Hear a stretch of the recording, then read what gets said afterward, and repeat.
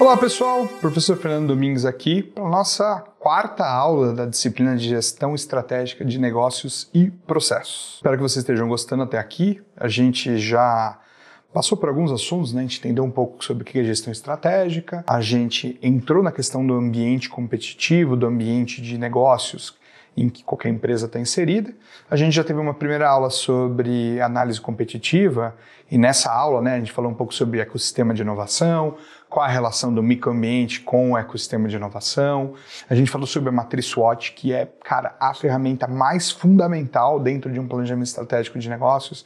Dificilmente você vai olhar um planejamento estratégico completo em que eu não tenha pelo menos algo semelhante a uma análise SWOT nesse desenho. E também qual é o papel da matriz SWOT na gestão estratégica, né? Como que ela contribui dentro do modelo.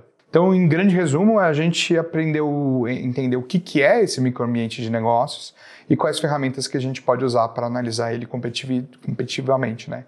Inclusive entendendo o que é competitividade. E aí, na aula de hoje, a gente vai continuar. Basicamente, a nossa aula 4 ela é a nossa análise competitiva 2. Porque vocês acham que só existe SWOT? Ih, tem muitas outras ferramentas. Eu selecionei 3 que eu acho que são as mais relevantes. Assim, todo administrador precisa ter essas ferramentas no toolbox. Como eu falei na aula passada, o entendimento dessas ferramentas vai tornar você um administrador mais habilidoso. Entendendo que naquele momento do seu negócio, você vai entender qual delas vai fazer mais sentido. A gente vai ver 2, que são as 5 forças de Porter e também a gente vê a análise BCG, que é mais focado para a questão da gestão do portfólio de serviços, produtos e unidades de negócios de uma empresa. Então vamos começar com a nossa primeira ferramenta. Uma das mais clássicas, ela traz uma visão diferente do SWOT, porque o SWOT ele tem uma visão muito marqueteira. Ela, inclusive, está presente em quase todos os livros de marketing. Ela está muito mais ligada à área de marketing até do que da área de estratégia, por assim dizer. Já as 5 forças de Porter é basicamente estratégia pura. Ela tem uma visão que vai além da questão de marketing, que é a questão de vendas. Ela tem uma questão de você ter uma visão mais holística dessa análise competitiva. E essa é a grande discussão que o Porter trouxe. Ele percebeu que as empresas elas tinham fatores além de como eles se comportavam com os clientes e com os concorrentes para determinar o sucesso do negócio. As 5 forças de Porter ela traz o seguinte desenho. O modelo mais básico de competitividade é a rivalidade entre os concorrentes. O que eu quero dizer com rivalidades concorrentes? O que vai determinar se a minha empresa está vencendo ou perdendo são a forma com que os meus concorrentes operam. E a rivalidade entre a gente determina se eu estou crescendo ou se eu estou morrendo. O que as 5 forças de Porter traz é de que vai muito além disso. Ele traz que existem 4 coisas, além dessa rivalidade com os meus concorrentes, com os meus competidores, que determinam a competitividade do negócio. Então, a primeira coisa que ele fala é a ameaça de novos entrantes. Então, exemplo. A Blockbuster, ela olhava para o cenário competitivo dela e ela falava, olha, tem mais umas 2 ou 3 franquias, né, de aluguel de vídeo e tem as locadoras de bairro. Esses são os meus concorrentes. O que ela não deu a devida atenção? Ameaça de novos entrantes. E se tiver um cara que não é o seu concorrente e que vai entrar no seu mercado? Será que eu tenho essa ameaça de novos entrantes? Isso é um fator que afeta a minha competitividade. Porque aí eu tenho um mercado que entrou na Netflix e acabou com eu, Blockbuster, com as outras redes e com as locadoras de bairro. Tudo isso perdeu sentido. Então o que o Porter fala é, não olha só para quem você concorre hoje. Será que tem algo nascendo que também vai ser um concorrente futuro seu? O segundo ponto que Porter traz é o poder de barganha dos fornecedores. Gente, na pandemia, faltou tudo.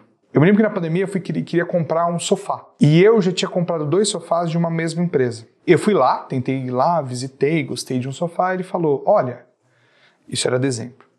A gente entrega o sofá para você em março. Eu falei, março? Daqui 3 meses? Como assim? Ah, porque os fornecedores, eles agora estão retomando por causa da pandemia e eles estão primeiro dando atenção para os clientes maiores e aí com isso a gente não está conseguindo negociar e os insumos estão vindo devagar, então a gente está com uma fila de espera. Poder de barganha dos fornecedores. Esse fornecedor afeta a competitividade do seu negócio. Eu não comprei com esse cara, comprei com outro que já tinha. Por quê? Porque ele é uma empresa maior e ele estava estocado. Poder de barganha dos fornecedores. Um fornecedor que você é muito dependente e ele é maior que você, ele consegue te quebrar. Ele consegue te quebrar. Então, isso é um risco para o seu negócio. O terceiro fator de competitividade, além da rivalidade com os concorrentes que o Porter trouxe, é o poder de barganha dos clientes. Então, num cenário em que eu tenho um cliente muito empoderado, porque tem muitas opções de concorrentes para ele poder atuar, esse cliente ele ganha poder de barganha com você. Traduzindo, ele pode virar e falar assim, tá muito caro, não quero, vou comprar o dele. Isso é o poder de barganha dele. O poder de barganha do cliente é tanto de negociar o preço, quanto de decidir não comprar com você. Em mercados que o cara tem muita opção, o poder de barganha dele é alto. Então, exemplo, o setor de e-commerce no Brasil, o poder de barganha dos clientes é muito alto, porque eu tenho muitos e-commerce para poder olhar. Quando eu olho para o mercado americano, não é assim. A Amazon tem 70% de mercado. O poder de barganha desse cliente é muito baixo. Com isso, ele se torna uma força menos preponderante para os negócios de e-commerce, para a própria Amazon. Enquanto no Brasil, para os e-commerce todos, é um fator muito forte. E o terceiro que ele fala é a ameaça de produtos substitutos, que no caso, por exemplo, da Blockbuster com a Netflix, foi duplo. Eu tive um novo entrante entrando com um novo produto. Esse entrante não entrou com uma locadora, ele entrou com streaming. Esse novo produto pode me tirar do mercado. Então, no final, o que o Porter está trazendo é assim, não adianta só você olhar para o seu concorrente. Você tem que olhar para todos esses 5 fatores para entender como o seu mercado é afetado. O Porter ele era da Harvard Business School, então essa é uma metodologia muito legal que ela surge dentro da academia, né, dentro das universidades, e ela transformou muito a forma com que a gente vê. Vamos se aprofundar um pouco em cada uma delas. Das primeiras das forças é a força mais conhecida, que é a rivalidade entre os concorrentes. Então ele aqui diz qual é o grau de competitividade entre as empresas que já estão estabelecidas no setor. Então, quais são os indicadores de alta rivalidade aqui? Tenho muito concorrente de mesmo porte, tenho pouca diferenciação entre o produto, tenho baixo crescimento do mercado e eu tenho uma guerra de preço frequente. Exemplo de mercado que tem todos esses. O mercado de faculdades, principalmente focadas na classe C. Aquilo que de vez em quando a gente ouve, que é aquela assim, une tudo, sabe? Os cursos são muito parecidos, em geral todas elas têm quase todos os cursos disponíveis de graduação ali no mercado. O mercado de educação superior para a classe C, ele está extremamente estagnado, né? Ele cresceu muito durante a primeira parte aí do século XXI, mas agora ele está estagnado desde da recessão que a gente teve ali do governo Dilma e foi piorado, né, pela pandemia. A rivalidade de preços é gigante, então assim, ele é um exemplo de um mercado que você olharia e falaria assim, cara, esse fator aqui tá pegando. Um outro exemplo disso são os supermercados. Então, eu tenho grandes redes como Carrefour, Açaí, atacadistas locais que eles competem de forma feroz por preço, promoção e experiência do cliente. É um mercado com alto nível de realidade. Imagina você tentar abrir um supermercado aqui, não vai fechar conta. Não é uma boa estratégia. Qual é o impacto estratégico aqui? Primeiro, se todo mundo está concorrendo pelo mesmo cliente, o custo para pegar esse cliente é maior. Como eu também estou competindo por isso, eu tento baixar o preço. O que acontece? Menos preço, com mais custo para captar, redução da margem de lucro. Como é que eu lido com essa realidade? Necessidade constante e contínua de inovação e diferenciação. Eu preciso ter uma questão que torne meu produto único. Ah, eu sou o único supermercado que trabalha com essa linha de marcas francesas que são muito desejadas por nós. Beleza, é uma forma de se lidar com isso. O próximo é a ameaça de novos entrantes. Então, basicamente, é o risco da entrada de novas empresas que possam disruptar os clientes e reduzir a rentabilidade do setor. Cara, o exemplo máximo disso é o setor de banco digital, né? Então aqui eu até pus o exemplo do Nubank, o Inter desafiaram esses grandes bancos ao entrar com uma estrutura mais enxuta, um app mais intuitivo, com isenção de taxas, mostrando que a ameaça pode vir de modelos mais ágeis. Então, aqui, o que as empresas fazem muitas vezes? Elas criam barreiras de entradas para reduzir essa ameaça. Então, economia de escala, traduzindo, você só consegue operar se você tiver toda uma estrutura para ficar gigante, senão o preço não compensa. Marcas fortes, você tem uma marca forte, e ó que os bancos tinham uma marca forte. Crio basicamente uma necessidade de investimento inicial alta e eu crio barreiras regulatórias. Pô, professor, mas o mercado de banco tinha tudo isso. Como que ainda assim os bancos digitais surgiram? Eles não surgiram como os bancos. Eles passaram pela necessidade de economia de escala, porque eles não precisavam. As regras do Bacen, que era basicamente, ele era uma instituição financeira independente. As regras de necessidade de capital eram muito menores, então inclusive de ter capital parado para garantir crédito, e por causa disso a barreira regulatória caiu. Então a única coisa que segurava o crescimento dessas marcas, desses novos bancos, era a marca forte. Qual é o problema? Apesar do Santander, Bradesco ter uma marca forte, eles tinham muitos detratores. Então ele tinha uma marca forte, mas ele não tinha uma marca protegida com clientes leais. E foi aí que o Nubank, C6, Inter se aproveitaram. Qual é o impacto estratégico da ameaça de novos entrantes? Necessidade de fortalecer essas barreiras, então marca, tecnologia, fidelização, e você tem que monitorar toda hora startups e novos modelos de negócios que estão entrando. Um exemplo aqui desse modelo é as faculdades. Então ela tem barreiras regulatórias, então você só pode abrir uma faculdade se você pedir autorização para o MEC. As marcas estabelecidas, elas têm muita potência, mas ainda assim você tem espaço para poder entrar. Economia de escala pode ser necessário ou não. Por exemplo, se abrir uma faculdade EAD, as suas necessidades de investimento vão ser muito menor do que você ter uma faculdade presencial, com estrutura física, e por causa disso também os altos investimentos necessários para poder funcionar. Então, basicamente como é que eu lido com ameaças?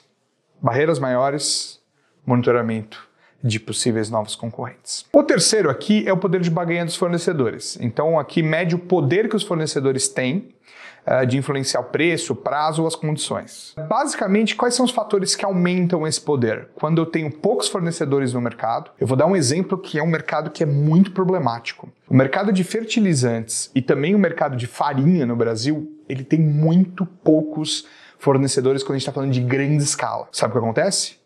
Esses caras têm influência direta no preço do produto. Quando teve a guerra da Ucrânia, esses dois produtos foram afetados, porque a Ucrânia é um dos grandes exportadores dessa coisa. O que acontece? Já pensando nisso, os clientes eles se estocaram. E isso foi muito esperto, porque quando começou a guerra, os preços dispararam. Qual foi a solução do mercado brasileiro? Se apoiar na Argentina, que era um outro fornecedor disso. Então, basicamente, dentro desse processo, a lida com a barganha dos fornecedores envolve você conseguir diversificar quem são os seus fornecedores. Eu trabalhava numa empresa, fazia consultoria para uma empresa que era fornecedora do McDonald's para pão. O McDonald's nunca deixava ela ser a única cliente fornecedora. Ela sempre deixava ela e mais uma, pelo menos. E, em geral, ela tentava, na maioria dos países, ter 3 ou 4. Por quê? Porque senão esse cara ganha um poder de barganha muito alto. Ele vira e fala assim, se eu não produzir, você pode ficar sem hambúrguer para vender. Imagina, McDonald's não vai deixar isso acontecer nunca. Um exemplo disso é a indústria de smartphone, Então, os fabricantes como a Apple ou a Samsung, eles dependem muito de fornecedores de chips avançados como a TSMC, que fica, inclusive, em Taiwan. E agora ela está abrindo uma fábrica nos Estados Unidos exatamente para diminuir esse nível de dependência, porque Taiwan é uma região complexa, ela é muito perto da China. Hoje, ela tem uma proteção dos Estados Unidos muito forte, mas se, por exemplo, acontecesse uma guerra entre a China e os Estados Unidos, era muito fácil da China rapidamente tomar Taiwan. E aí, basicamente, imagina todas essas empresas, e principalmente as empresas americanas, do nada não poderem mais fazer celular. É um grande problema. E aí o impacto estratégico, então a vulnerabilidade, aumentos de preços e também a importância de desenvolver múltiplos fornecedores e uma integração vertical, traduzindo, eu consegui facilmente mudar entre esses fornecedores. A próxima força é o poder de barganha dos clientes, Ali eu já trouxe um pouco do desenho, que é assim, aqui é quando os clientes conseguem negociar preços, exigir mais qualidade ou mudar de marca facilmente. Quais são os fatores que influenciam aqui? Em geral, quando eu tenho muitos concorrentes, como eu citei no exemplo do mercado de marketplace, produtos comoditizados, traduzindo, eles são iguais. Um exemplo, por exemplo, de produto comoditizado é supermercado. Cara, são as marcas que criam, elas estão em todo o supermercado. Por exemplo, você vai comprar arroz Tio João, ele tem todo o produto do mercado igual. Então, vamos dizer, eu quero fazer um mercado e o meu diferencial vai ser o arroz. Se tem Tio João em todos, não vai ter. Então o poder de barganha do cliente é muito alto. Ele fala, não estou comprando em você, você não é o com o melhor preço. O exemplo, por exemplo, do poder de barganha dos clientes é quando tem aquelas promoções no supermercado, o seguinte, se você achar os mesmos produtos com o menor preço no outro supermercado, traga a nota fiscal e nós cobrimos o preço. Isso é um exemplo de quando você tem um cliente com um alto nível de poder de barganha. O cliente, quando ele tem muito volume de compras, isso vale muito para empresas, B2B, demais. Então eu tenho um cliente que ele compra muito, ele ganha um nível de poder de barganha comigo muito alto. Então essa empresa, por exemplo, que fornecia pão para o McDonald's, o McDonald's ele era uma parte gigante do negócio dela. Então, basicamente o cliente, que é o McDonald's para ela, tinha um poder de barganha enorme com ele. Se o McDonald's fala, você quer saber, eu não vou fazer com você, eu vou ser com o seu concorrente, cara, a empresa ela podia quebrar. E a facilidade de comparar preços, né? Quando os preços são escondidos, é mais fácil. Mas quando os preços estão escancarados, como a questão, por exemplo, dos marketplaces, e aí eu tenho até ferramentas que comparam, o poder de barganha é muito alto. O exemplo de poder de barganha máximo que você tem é a Black Friday. Ela é a representação real do poder de barganha dos clientes. Então aqui um exemplo, né? Imagina que você é uma empresa B2B, tipo uma gráfica, que, imprime livro para editoras. Se uma gráfica depende de 2 ou 3 editoras para poder, soltar a sua produção, elas têm um enorme poder de barganha com ela. Inclusive, elas podem se unir num modelo que a gente chama de cartel para poder negociar com ela e colocar ela no lugar dela. Isso é um problemão. Qual é o impacto estratégico aqui? A necessidade de fidelização, diferenciação e aumento do valor percebido e a adoção de estratégias de CRM, que é a estratégia de você gerenciar o relacionamento com o cliente e personalização. Traduzindo, você tem que manter o cliente muito próximo de você e deixar ele um pouco apaixonado. Parecer um cliente que ele não tem só uma relação racional com você, porque senão ele vai barganhar contigo. E o último de todas, das 5 forças, é a ameaça de produtos substitutos, que ela se refere à capacidade desse consumidor substituir o seu produto por outro, que satisfaça a mesma necessidade, mas de uma forma diferente. Então, exemplos aqui de substitutos, né? O transporte público substitui o carro, assim como o aplicativo do Uber também substitui o carro e substitui o transporte público. O streaming substitui a TV a cabo, mas não só, eu vou falar uma brincadeira. Uma vez eu estava conversando com um grande empresário assim, do ramo de vida noturna em São Paulo, e ele falou, cara, o Netflix, por exemplo, para mim é um grande concorrente, porque o cara, em vez de sair e vir para balada, ele pode fazer um Netflix and chill e ficar em casa ali com os amigos, com a namorada, etc. E o curso online substitui o presencial. Então, assim, esses produtos substitutos, eles podem, mudar a forma como que o seu mercado funciona. Então, exemplo aqui, restaurante fast food. Você pode perder clientes para aplicativos de entrega com cozinhas próprias, as dark kitchens, e que oferecem uma maior variedade com menor custo. Eu vou dar um exemplo, para mim que isso é matador. Se você tem um fast food, se você tem um food service, uma empresa, McDonald's, um Outback, você precisa estar no iFood. Porque se você não tiver, você está ferrado. Lá tem um fluxo fundamental de clientes e também brand awareness. Tem um problema de você estar no iFood. A pessoa esquece de você. O que eu quero dizer isso é, quem nunca teve essa experiência de falar o seguinte, vamos comer alguma coisa hoje? Claro, vamos pedir um iFood. Você entendeu? Ele despessoalizou. Ele é uma ameaça de produto substituto para você. Ele não é só um parceiro. Aqui é um exemplo das 5 forças de Porter aplicadas, por exemplo, para a Apple. E aqui é um framework que vocês podem usar. Então a Apple, na hora que ela está analisando, por exemplo, as 5 forças, né, um exemplo aqui teórico, ela olha que na rivalidade com os concorrentes, ela tem uma intensidade alta de competição. Por quê? Porque eu tenho uma concorrência intensa em termos de inovação de produto com a Samsung, Xiaomi, Microsoft, então a câmera fica melhor, a tela fica mais bonita e tal. E ele é um mercado saturado e extremamente inovador. Todo ano, ele dá saltos imensos. Quais são as implicações estratégicas? Eu preciso trabalhar muito com diferenciação, muito com inovação e branding, porque o segredo da Apple é branding. Você não consome a Apple porque ela tem o melhor celular, você consome a Apple porque ela tem o melhor celular, que é a expectativa que você tem dela, mas acima de tudo porque você é apaixonado pela marca, a marca te representa. A gente vai ver um pouco mais disso quando a gente for ver visão estratégica na próxima aula. O segundo ponto, a ameaça de novos entrantes, e que aí a Apple é baixa.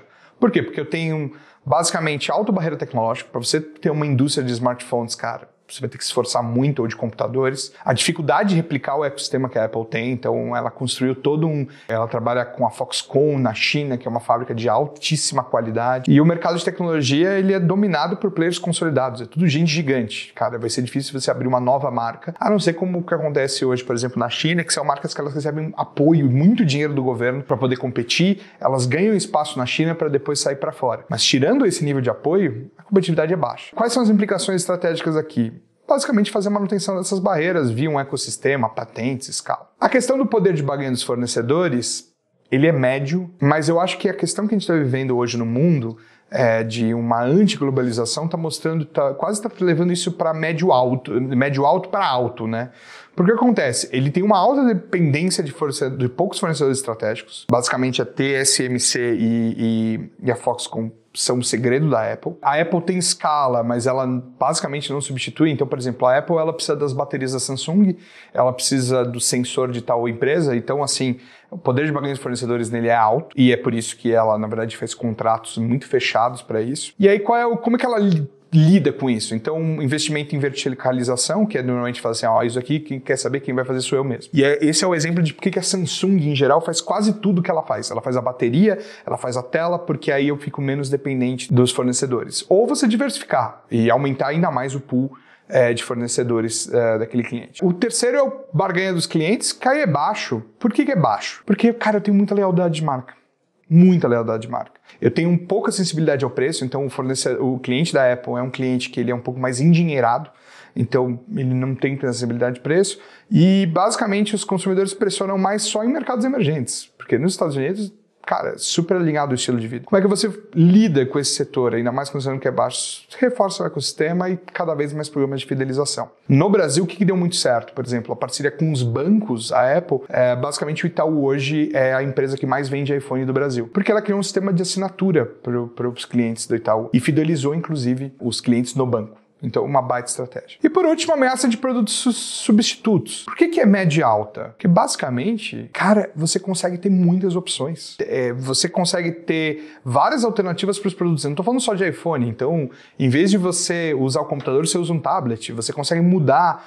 Você está usando, por exemplo, tem um Chromebook. Você consegue ter vários outros devices. Como é que eu lido com isso? Toda hora o meu portfólio tem que estar evoluindo. Se ele não estiver evoluindo, é um problema. Inclusive, hoje, essa é uma preocupação que existe com a Apple. Será que a Apple vai lançar algo novo, inovador, sabe, que impressione?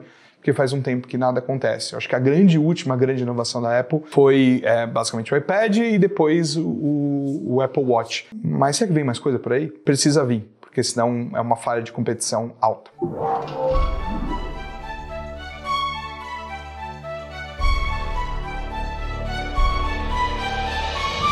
E aí, pessoal, a gente vai entrar na nossa segunda ferramenta de análise competitiva. Essa aula é um pouquinho mais longa, mas, cara, vale a pena, porque essas ferramentas elas são muito importantes. A matriz BCG, ela já tem uma visão diferenciada. Ela tem um foco muito alto no produto, nos serviços e nas unidades de negócios da sua empresa. Como que ela funciona? Ela traz basicamente uma matriz com 4 pontos. Primeiro, ela separa share de mercado entre alto e baixo, e ela separa o crescimento do mercado entre baixo e alto. E aí, qual é a ideia dela, né?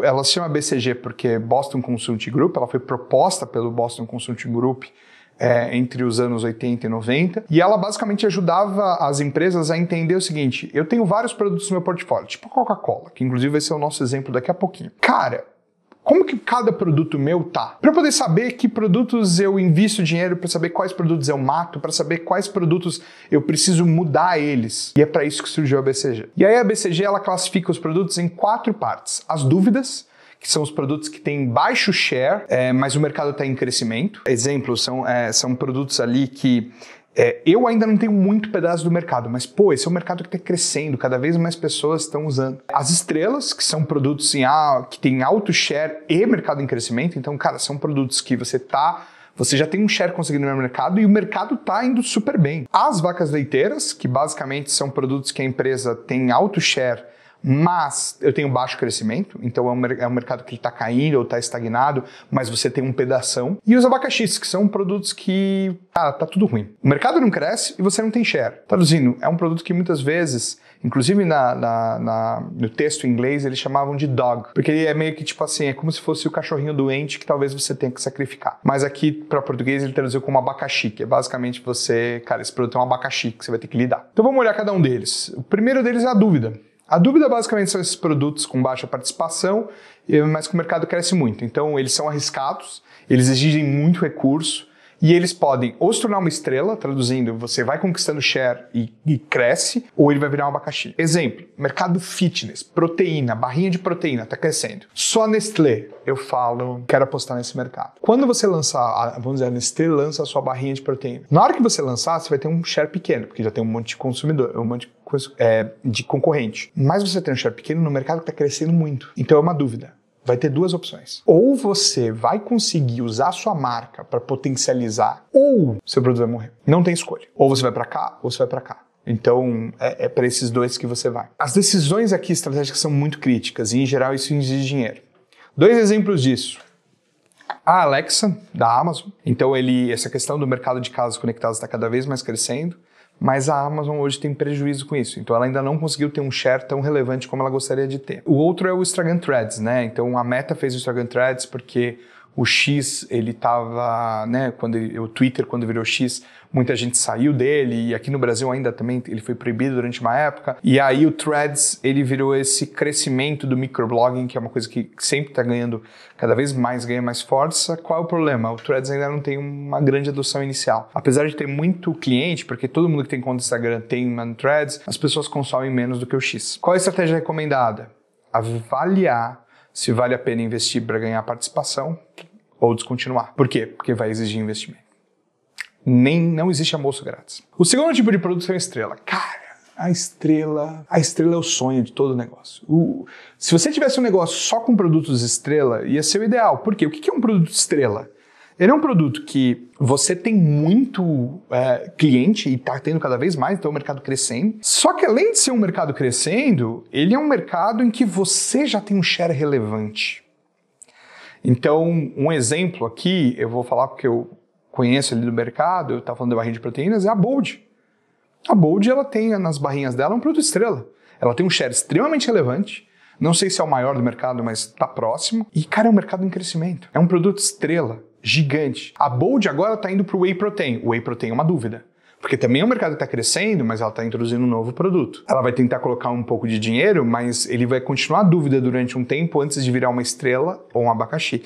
A estrela é o seu produto, é o produto que você acertou a mão. Ele basicamente gera muita receita, mas muitas vezes exigem alto investimento, porque você estar lá com esse share exige de você. Ele tem um grande potencial para se tornar uma vaca leiteira no futuro, porque todo mercado tem uma maturidade. Então ele cresce, estabiliza e depois cai.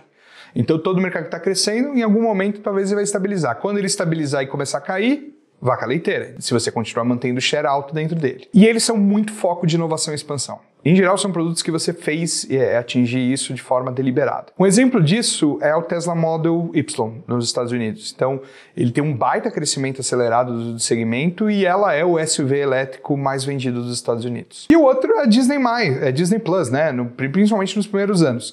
Ele teve um crescimento super rápido, inclusive ele passou o Netflix durante uma época e ele hoje é o segundo colocado nos streamings, só atrás da Netflix. Então, basicamente, a liderança ali tornou ele uma estrela. Qual é a estratégia recomendada? Em geral, você continua investindo fortemente para se manter a liderança e preparar uma lucratividade futura. O próximo é a vaca leiteira. Né? A vaca leiteira, elas são os produtos líderes em um mercado maduro. Elas têm, em geral, são um produto que ele é liderança, só que o mercado já parou de crescer. Então ele está estabelecido. Em geral, são aqueles produtos tradicionais, assim, que você tem numa empresa.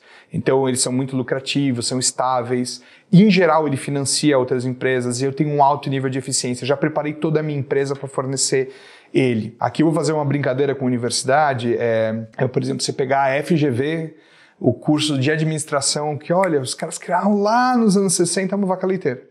Ele basicamente é consolidado, é tradicional e ele basicamente mantém ali a empresa. Cresce ainda muito o mercado de curso de administração? Não cresce. Mas ele é um curso que está ali consolidado. Um outro exemplo disso é pegar basicamente, hoje para Hershey's, o Cookies and Cream, o chocolate Cookies and Cream de barra, né?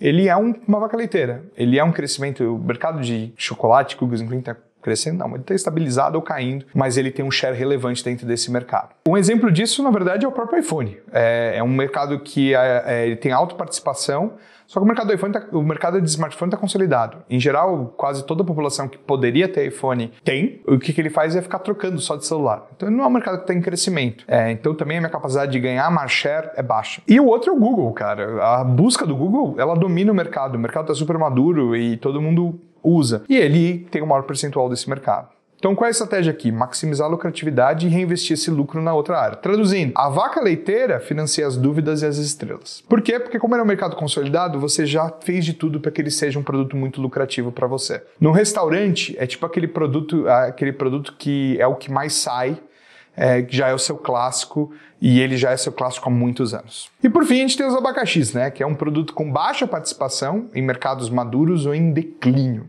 Traduzindo, o mercado já não está bem e você não conseguiu conquistar participação nele. Então tem pouco crescimento, baixa lucratividade, eles podem consumir mais recursos do que eles geram, então são produtos muitas vezes deficitários.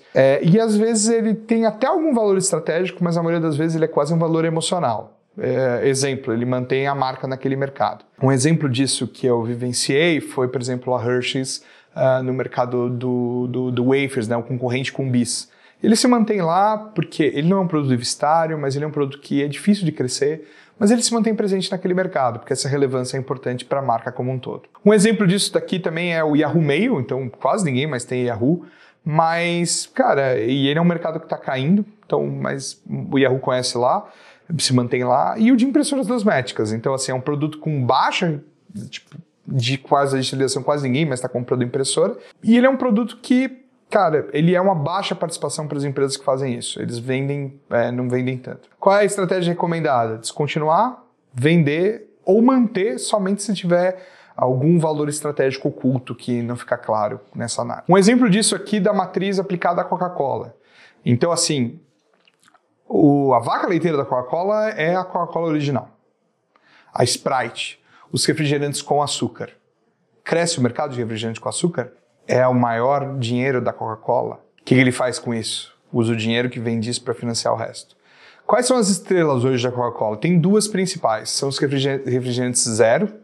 Então, a Coca-Cola sem açúcar é um mercado que está crescendo cada vez mais, porque, inclusive, ele é um mercado que ele foi demonizado durante um tempo e hoje ele é abraçado pelo mercado fitness. E o mercado de isotônicos, cara, que ele está sempre crescendo porque o número de pessoas fazendo esporte tem crescido no mundo. Então, são duas estrelas e ele já tem um share relevante nos dois. Inclusive, na parte de refrigerantes zeros, a Coca-Cola tem quase 50% do mercado. Então, é assustador o tamanho. Mercados dúvida, produtos dúvidas. A ADs, até hoje é dúvida. É um mercado, esse mercado de leites e vegetais continua crescendo, mas assim, a Coca-Cola não conseguiu um super share desse mercado. Inclusive, novos concorrentes que entraram há mais pouco tempo, tipo a Nude, tem um share parecidos com deles, só que como eles são focados, eles ganham mais atenção dos consumidores. E um mercado que a Coca-Cola começou a apostar agora, porque ela tinha comprado a marca Burn, né, e desenvolvido essa marca, e ele não deu certo, inclusive é uma marca abacaxi, que ela já está sendo descontinuada em vários países, mas ela está lançando um novo energético, que é um mercado que está em super crescimento, mas eles ainda têm share muito baixo, então, por exemplo, comparado com Red Bull, com Monster, mas eles estão tentando ganhar espaço principalmente na Ásia. E por fim, o outro abacaxi, além do Burn, é a Coca Light. Esse mercado do refrigerante ali com um alto sabor de adoçante, ele acabou morrendo e ele basicamente está dando origem, por exemplo, para a Coca-Cola sem açúcar, que é essa Coca-Cola que parece, ela é sem açúcar, mas ela parece adoçante natural. Então, isso ganha mais espaço na frente dos consumidores. Reflexão para a gente poder terminar essa aula que foi um pouquinho mais longa. Qual é a importância da análise do ambiente na gestão estratégica? A gente teve 3 aulas para falar só sobre ambiente. Vocês já devem ter entendido, né, que assim, se você não sabe onde você está, vai ser difícil de você entender para onde você está indo. E principalmente qual caminho seguir. Porque lembra, a gente não quer simplesmente jogar o jogo, a gente quer ganhar o jogo. Próxima aula, a gente vai falar sobre um tema muito legal, que é visão estratégica. Então, o quanto que ela é importante ter uma visão estratégica, que é essa visão de aonde que eu quero chegar, qual é o papel da visão estratégica na gestão estratégica do negócio, como que constrói uma visão estratégica relevante e direcionadora, e como garantir que essa visão estratégica não seja só uma frase bonita sem aplicação prática. Obrigado.